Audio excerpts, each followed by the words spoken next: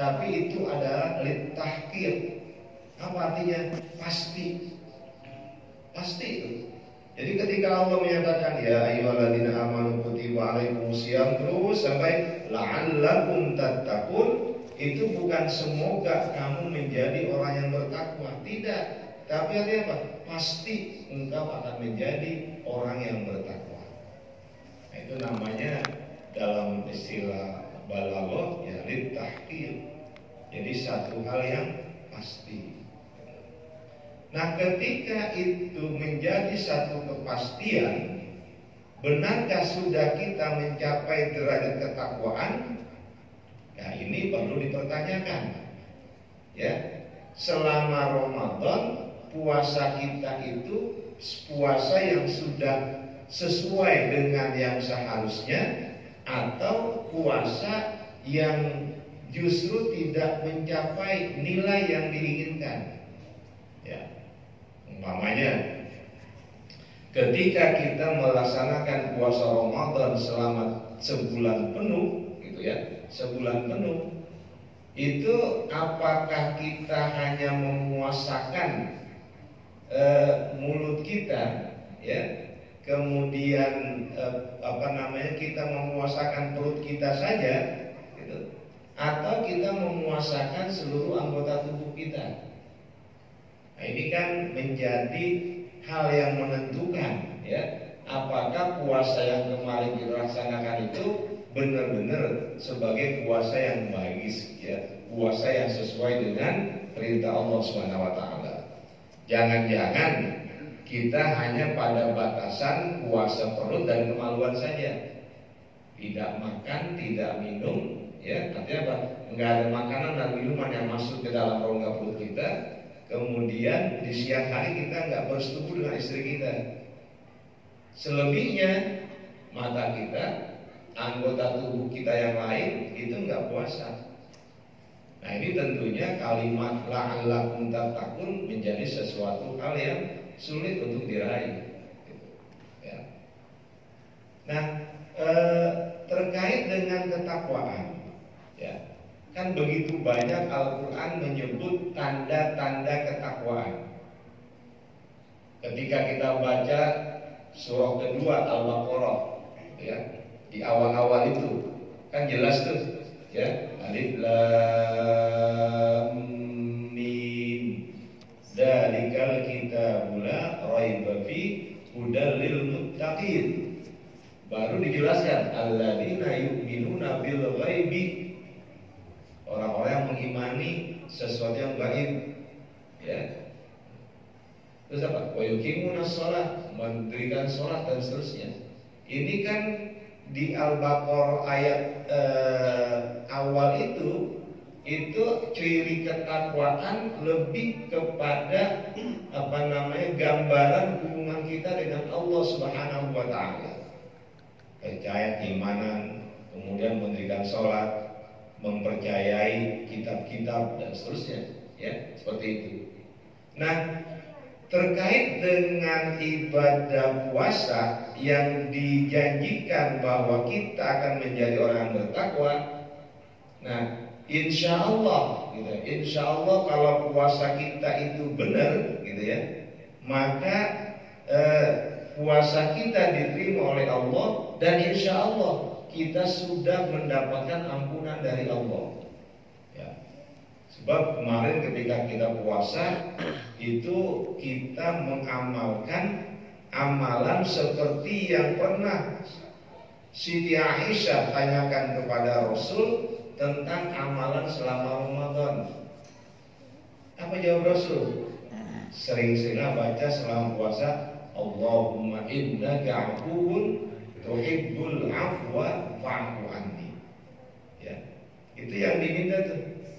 Yang diminta oleh Nabi agar istrinya, ya, Sayyidah Aisyah itu sering-sering membaca kalimat itu.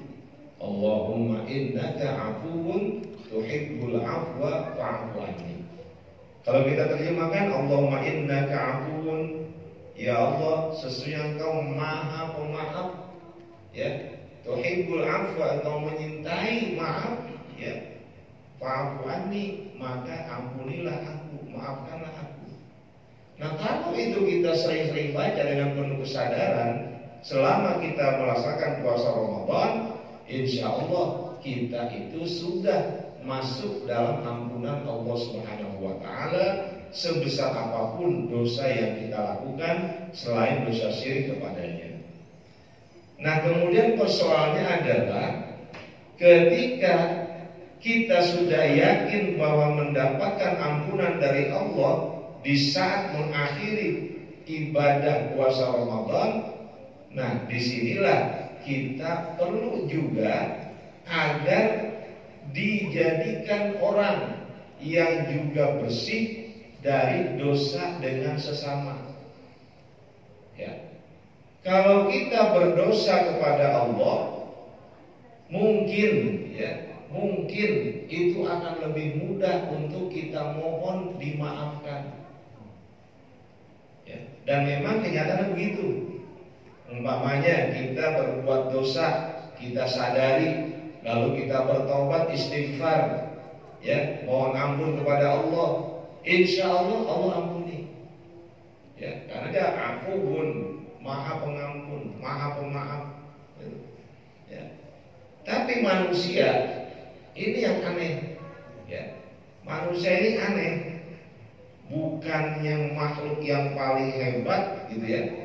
Dan bukan juga dia sebagai makhluk yang menentukan segalanya. Tapi kalau urusan memaafkan, banyak yang keberatan. Ya. Temannya salah, ya, sudah minta maaf, tapi enggak dimaafin. Padahal Allah saja, gitu ya, Zat yang maha tinggi, di mana hambanya itu, ya, melakukan perbuatan-perbuatan dosa dan minta ampun kepadanya, Allah maafkan. Nah, disinilah, ya, di kalangan umat Islam Indonesia, di saat memasuki bulan Syawal itu ada tradisi yang namanya halal bihalal, yang sekarang ini kita sedang melaksanakannya. Bahkan halal bihalal ini, kalau yang ya sedikit memahami bahasa Arab, ini uslubnya nggak ada, ya. Artinya kalau kita ngomong sama orang Arab halal bihalal, ya mereka nggak paham maksudnya apa, gitu ya. Maksudnya apa tuh halal bihalal? Karena uslubnya nggak dikenal, ya. Secara gramatika bahasa Arab, yaitu ungkapan halal bihalal ya cuma ungkapan Indonesia aja, ya. Sehingga apa yang dimaksud? Ya saling menghalalkan. Jadi saling menghalalkan maksudnya apa? Saling memaafkan, gitu. Nah, terkait dengan ini, ya, ini kan ada ayat yang biasa disampaikan pada saat halal bihalal, yaitu Ali Imran 133 dan 134. Ya. Ini kalau saya bilang ini ayat gacoan, karena biasanya kalau halal bihalal umumnya dibaca ayat ini, karena berkaitan dengan interaksi satu sama lain, ya, manusia dalam hidupnya. Apa ayat tersebut? Bapak udah wali tadi, ya. Di sana adalah wasari'u ila maghfiratin min rabbikum wa jannatin arduhas samawati wal ard uiddat lil muttaqin. Ya, ini Ali Imran 133. Ya. Jadi wasari'u ila maghfiratin min rabbikum, bersegeralah untuk mendapatkan ampunan Tuhanmu. Wa jannatin arduhas samawati wal ard, dan segeralah untuk apa? Meraih surga yang luasnya langit dan bumi, seluas langit dan bumi. Uiddat lil muttaqin, yang disediakan untuk orang-orang yang bertakwa. Nah, berbeda dengan Al-Baqarah yang tadi kita baca, ya. Di sini Ali Imran 134 sebagai penjelas dari 133 tentang orang yang bertakwa. Di sini Allah ya menginformasikan tanda orang yang bertakwa terkait dengan hubungan antar manusia. Ya. Yang pertama, alladzina yunfiquna fis-sarra'i wad-dharra, yaitu orang-orang yang menginfakkan hartanya di saat lapang dan di saat sempit. Jadi orang yang bertakwa itu ya, kondisi apapun yang berkaitan dengan ekonominya, maka urusan infak itu menjadi hal yang penting. Lagi uang banyak, infak sesuai dengan jumlah yang dia sanggupi. Ketika uang lagi sedikit, tetap infak. Ya, umpamanya dari Masjid Al-Jihad ada kebutuhan, ya, lalu dimintakan, gitu. Nah, ada yang bilang, ya Allah, ini saya emang lagi kurang bagus nih keadaannya. Ada cuma 50.000 doang, gitu ya. Ya 50.000 serahkan, infak. Kalau yang lagi luas rezekinya lagi banyak, mungkin lebih daripada itu. Ya. Jadi inilah ciri orang yang memiliki kualitas ketakwaan di sisi Allah Subhanahu wa taala. Yang pertama itu. Ya. Nah, kemarin tuh Ramadan kita kayaknya dengan infak itu gampang betul. Ya. Artinya ada orang minta bantuan, kita memberikan, karena memang ada janji-janji yang menyatakan bahwa pahalanya itu besar sekali. Ya. Nah, di luar Ramadan semangat berinfak jangan kendor, gitu kan ya, jangan kendor. Ini kan kita biasanya tuh begitu tuh. Ramadan luar biasa peningkatannya, grafiknya naik luar biasa. Ketika sudah masuk Syawal yang maknanya peningkatan, justru grafiknya turun. Ya, ke masjidnya udah jarang, gitu kan ya. Kemudian infaknya juga nggak sesemangat Ramadan. Padahal yang dituntut itu adalah ada peningkatan dalam hal kebaikan di hidup ini, gitu ya. Jadi yang pertama, alladzina yunfiquna fis-sarra'i wad-dharra. Kemudian yang kedua, wal kaziminal ghaiza, orang yang mampu menahan amarah. Kemarin Ramadan kita nahan banget, ya. Walaupun kita umpamanya pengen marah, kita bertahan betul untuk tidak marah. Ya. Makanya kata Wahbah Az-Zuhaili, beliau mengatakan as-sawmu madrasatun khuluqiyyatun kubra yatadarrabu bihal mu'minu bi khisalin katsira. Jadi Ramadan itu, puasa Ramadan merupakan sebuah lembaga pendidikan akhlak, ya. Itu lembaga pendidikan akhlak yang agung, di mana seorang mukmin melatih dirinya dengan berbagai sifat-sifat yang baik. Itu seperti itu tuh, ya. Nah, makanya ketika kita sudah masuk ke bulan Syawal dan seterusnya, al-kazimin al-ghaiza, itu betul-betul kita jaga. Jangan mudah marah, ya. Jangan mudah emosi. Lagi insya Allah yang mau berangkat haji, gitu ya. Itu kan ujian luar biasa itu. Kalau yang pernah kesana gitu ya, bukan umroh, haji. Kalau umroh kan suasananya lebih santai karena nggak terlalu banyak. Haji itu, ya, itu kan dijaga betul tuh kesabarannya, ya, nah, ketidakmarahannya, ya, itu betul-betul terjaga. Nah, kita ini harus bisa mengelola emosi kita, ya, mengelola emosi kita. Jadi orang yang sudah sukses puasanya, dia tidak mudah tersamin. Barang siapa yang masuk ke Masjidil Haram, maka dia aman, tidak akan diganggu. Wa man dakhala baita Abi Sufyan fahuwa amin. Barang siapa yang masuk ke rumah Abu Sufyan, dia aman. Coba kita bayangkan, seandainya itu terjadi sama kita. Dulu kita itu dimusuhi, ya, bahkan ditindas, bahkan diusir dari kampung kita. Lalu kita kembali sebagai orang yang menang. Mungkin orang-orang yang dulu mengusir kita itu habis sudah, ya. Tapi Nabi tidak begitu. Banyak contoh-contoh lain, tapi ini sesat contoh yang luar biasa. Abu Sufyan yang sudah jatuh kepemimpinannya di mata masyarakat Mekah itu justru diangkat oleh Nabi. Jangan sampai status sosialnya menjadi hilang sama sekali. Ya. Jadi memaafkan orang lain. Ini susah sebetulnya. Ya, bukan perkara gampang kita bisa memaafkan kesalahan orang lain. Ya. Kemudian ditutup wallahu yuhibbul muhsinin, dan Allah menyintai orang-orang yang muhsin. Ya. Mungkin sedikit agak berbeda pandangan Pak Quraisyihab tentang ayat penutup ini. Beliau mengatakan begini, ya. Wallahu yuhibbul muhsinin.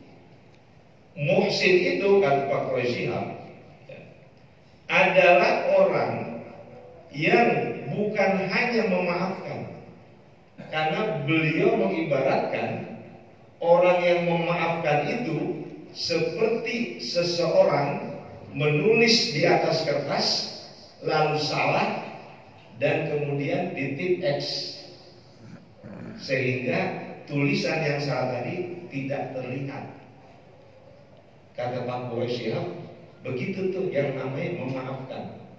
Namun kertas yang sudah ditip X ketika diangkat ke tengah cahaya, maka dari belakang tetap akan kelihatan tulisan yang tadi terhapus. Coba Bapak lihat, ya, di titik tuh, kemudian kita angkat ke kertas, ke cahaya, kelihatan tulisannya masih. Ya.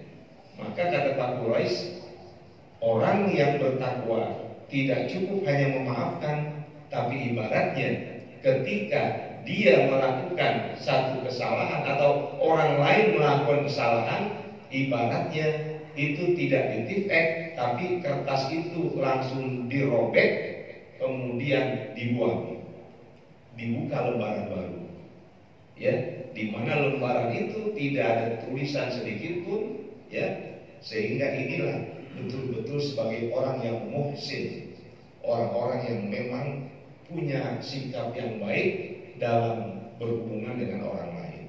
Ya. Para bapak yang saya hormati, ya, seperti itulah seharusnya. Ya. Ketika kita berhalal bihalal, dan saya katakan ini khas Indonesia sekali, gitu ya. Maka apapun namanya, sikap kita di saat kita sudah menyelesaikan ibadah di bulan Ramadan dengan yakin kita sudah mendapatkan ampunan dari Allah Subhanahu wa taala, yang berikutnya adalah kita harus bisa memaafkan kesalahan orang lain. Ya. Nanti dikhawatirkan seperti yang digambarkan Rasul, yaitu orang-orang yang bangkrut, ya, di hari kiamat, gitu ya. Padahal amal ibadahnya banyak, tapi dia menjadi muflis, menjadi orang yang bangkrut. Ketika sahabat ditanya oleh Rasul, kamu paham enggak yang namanya orang yang bangkrut? Nah, itu karena orang Mekah kan orang-orang Arab waktu itu orang-orang yang memang bergerak di bidang perdagangan. Maka bayangan mereka yang bangkrut itu ya merugi, gitu kan. Orang yang sudah habis.